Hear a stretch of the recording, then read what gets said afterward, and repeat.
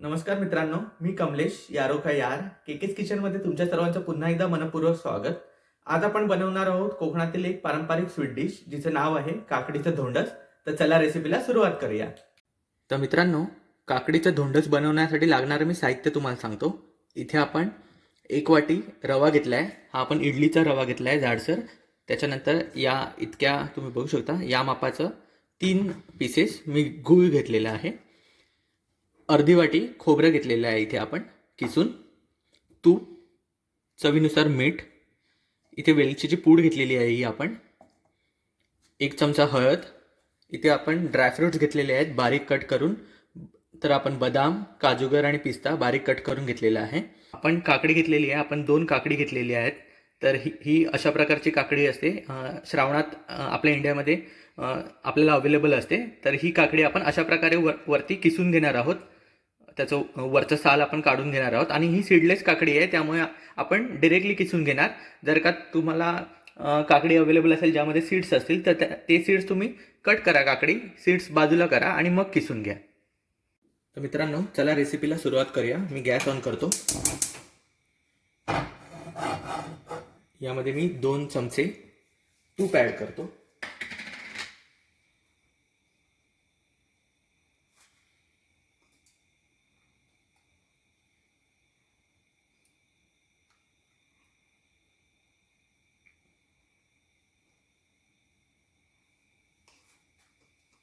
तर मित्रांनो, आपलं तूप गरम झालेलं आहे. आता यामध्ये आपण जे ड्रायफ्रुट्सचे बारीक पीसेस करून घेतलेले तर ते पीसेस मी ॲड करून मस्त आपण तुपामध्ये भाजून घेऊया.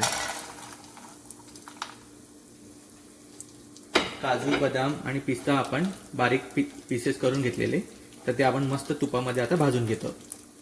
तर मित्रांनो, तुम्ही बघू शकता आपले ड्रायफ्रुट्स मस्त लालसर भाजून घेतले आहेत मी. आता आपण यामध्ये रवा ॲड करूया. तर मी यामध्ये आता रवा ॲड करतो.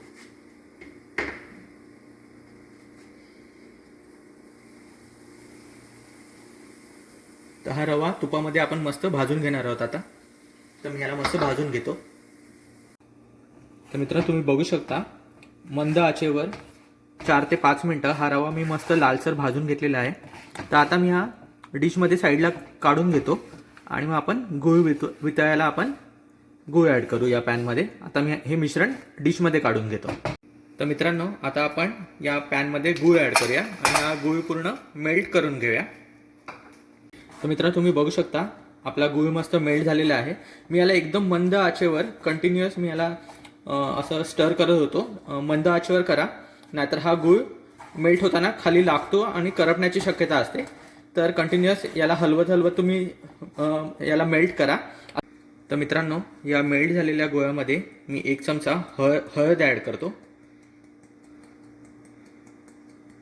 तर आपण हळद ॲड केलेली आहे. त्यानंतर 1 ते 1.5 चमचा मी वेलची पावडर ॲड करतो. 1 ते 1.5 चमचा मी वेलची पूड ॲड केली. चवीनुसार मीठ.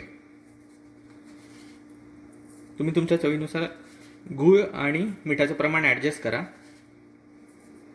आणि यामध्ये आपण जे अर्धी वाटी खोबरं किसून घेतलेलं ते ॲड करतो मी आणि याला प्रॉपर मिक्स करून घेतो.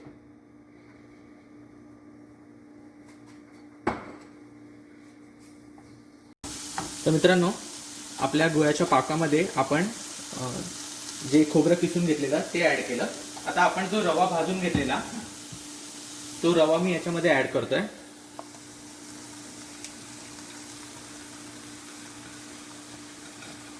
रवा आणि आपण जी काकडी किसून घेतलेली मी तुम्हाला दाखवतो. तर तुम्ही बघू शकता इथे ही काकडी अशा पद्धतीने आपण किसून घेतलेली आहे. तर ही काकडी या रव्यामध्ये मी ॲड करतो.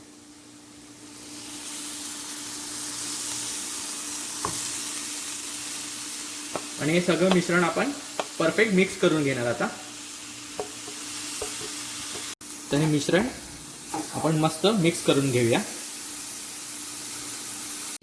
तर मित्रांनो, तुम्ही बघू शकता एकदम मस्त लालसर खरपूस मी हे सगळं मिश्रण मी भाजून घेतलेलं आहे. आता याला आपण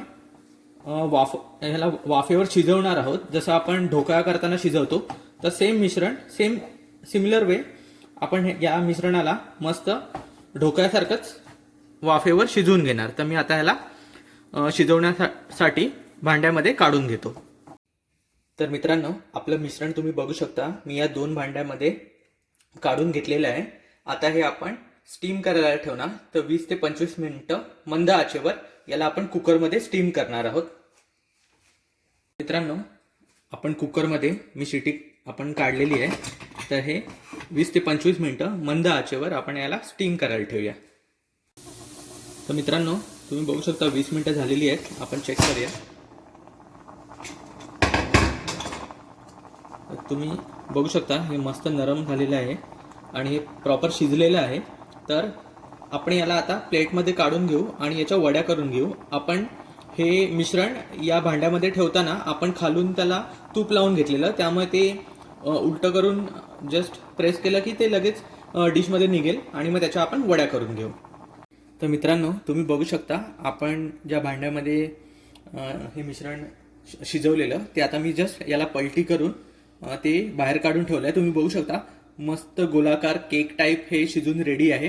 ही आपली रेसिपी आता रेडी आहे. आता याच्या आपण वड्या करून घेऊया. तर मी याला आता असं कट करतो आणि याच्या आपण वड्या बनवून घेणार.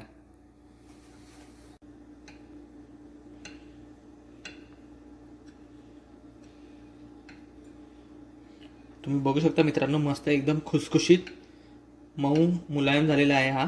तर याच्या आपण आता अशा वड्या कापून घेतलेल्या आहेत.